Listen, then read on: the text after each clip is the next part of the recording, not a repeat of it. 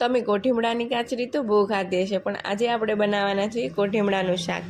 તો તેના માટે આપણે કોઠીમડાને સુધારી લેવાના છે, પણ એમાં એક વાતનું ધ્યાન રાખવાનું છે કે બધા કોઠીમડા મીઠા નથી હોતા, તો આપણે તેનો ટેસ્ટ કરી અને પછી જ સુધારવાના છે અને શાક માટે વાપરવાના છે।